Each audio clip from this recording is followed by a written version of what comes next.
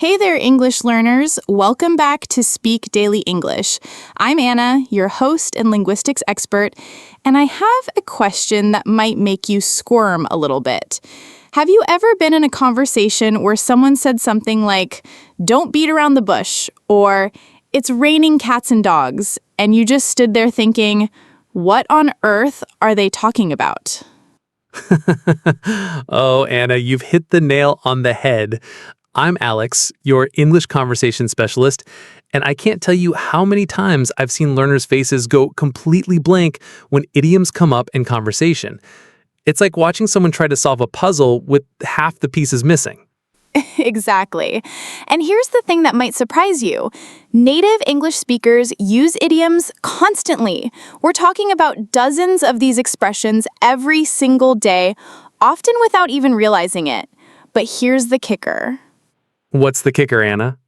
Most English courses completely ignore idioms, or they teach them in such a boring textbook way that learners never actually use them in real conversations.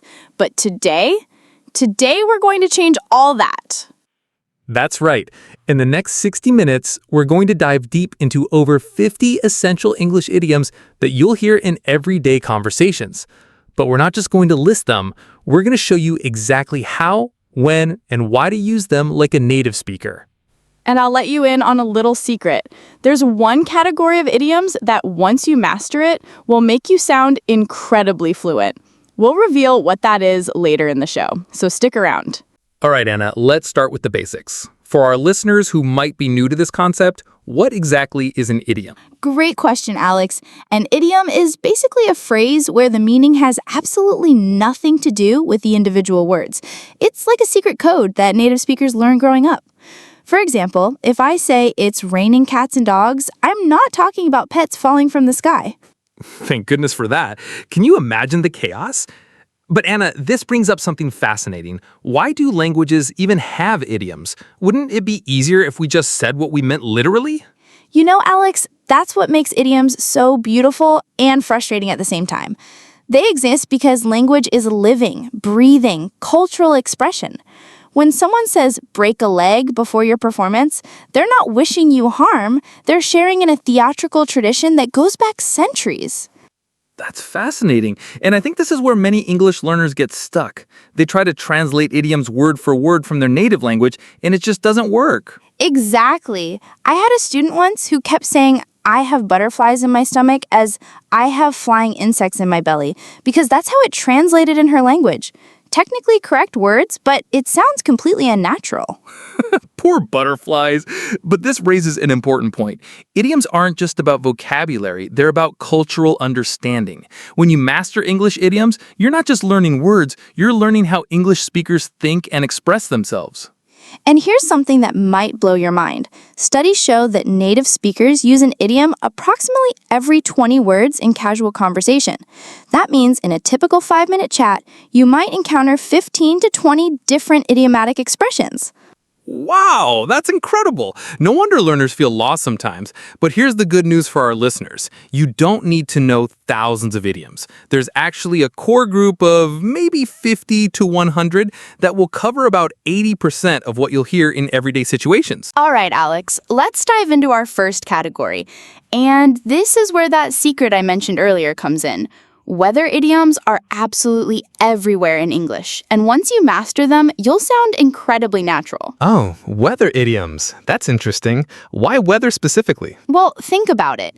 English-speaking countries, especially Britain and Ireland, are famous for their unpredictable weather. It's been a constant topic of conversation for centuries. So, naturally, we've developed tons of expressions based on weather patterns. Ah, that makes perfect sense. So, what are some of the most common ones our listeners should know? Let's start with under the weather. Alex, how are you feeling today? Well, Anna, I'm feeling a bit under the weather, actually. I think I might be coming down with a cold. Perfect example, Alex.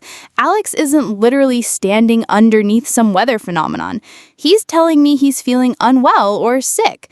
This is probably one of the most useful idioms you can learn because everyone gets sick sometimes. And here's a pro tip for our listeners. This idiom is perfect for professional situations.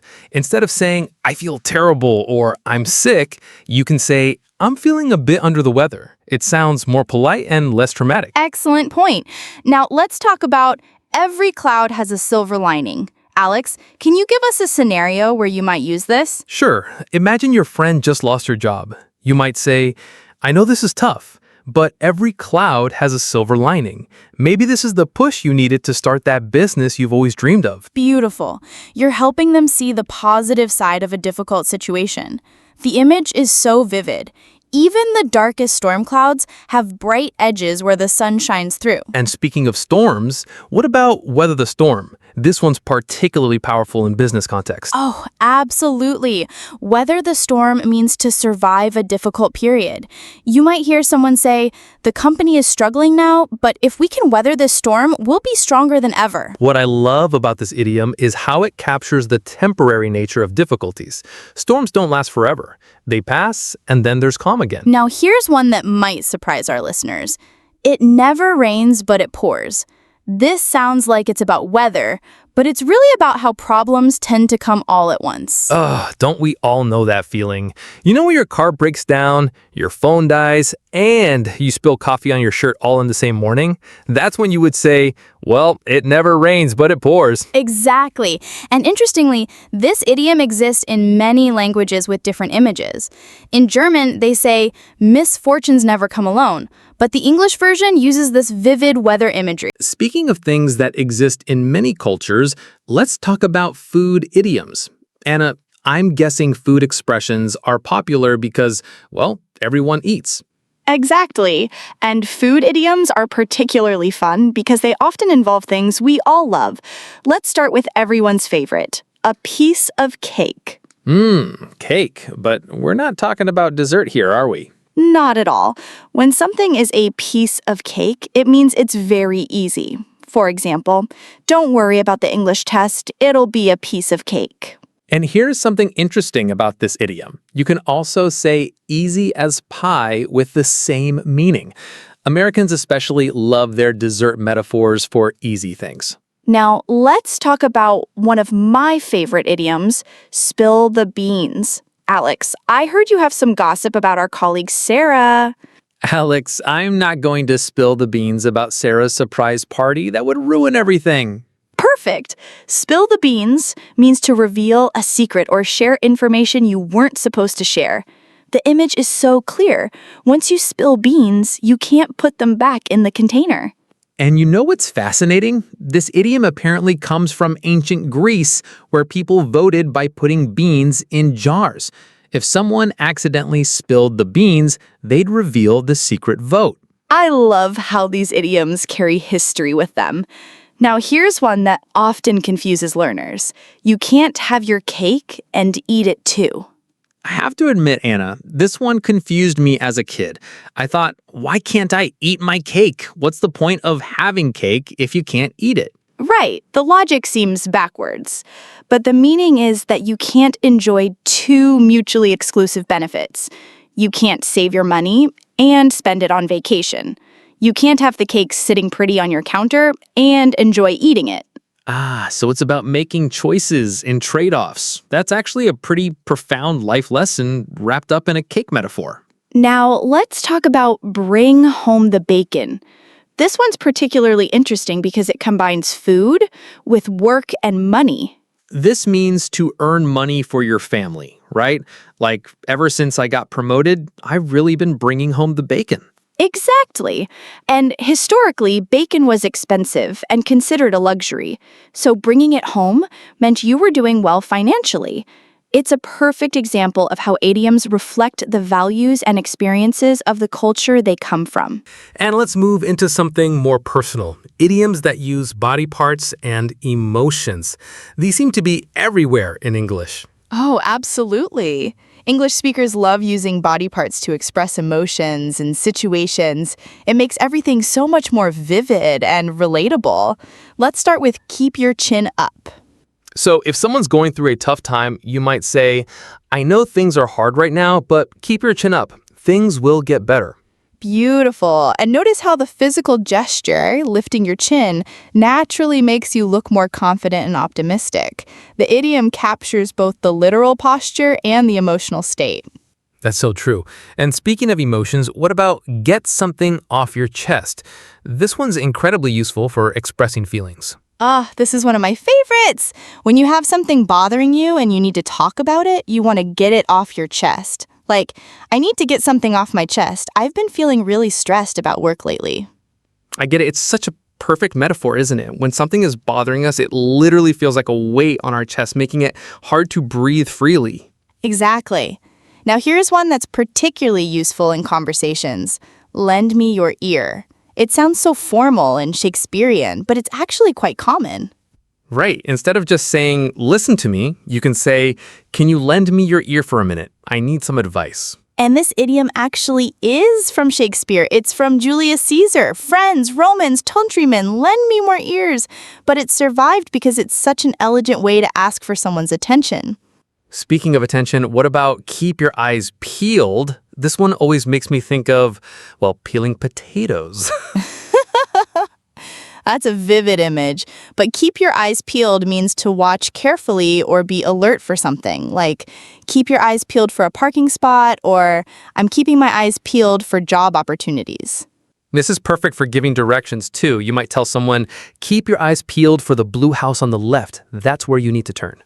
Now, here's one that might surprise our listeners. Break a leg. This sounds terrible, but it's actually how we wish someone good luck. Anna, why do we say something that sounds so negative when we mean something positive? Great question. This comes from theater tradition. Actors believed that wishing someone good luck would actually bring bad luck, so they started saying the opposite. It's like reverse psychology with the universe. All right, let's talk about something everyone can relate to, money and success idioms. These are incredibly practical for both personal and professional conversations. Absolutely. And what's interesting is how these idioms reflect cultural attitudes toward money and success. Let's start with break the bank. So if I'm shopping and I see an expensive jacket, I might say, I love this jacket, but it would break the bank.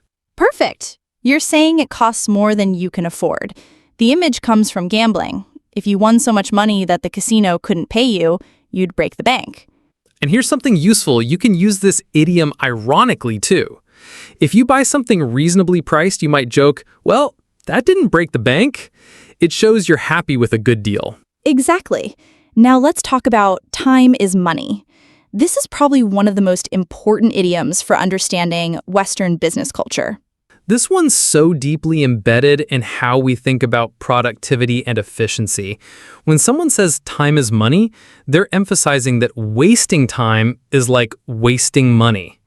And it reflects a very specific cultural value, the idea that time should be used productively.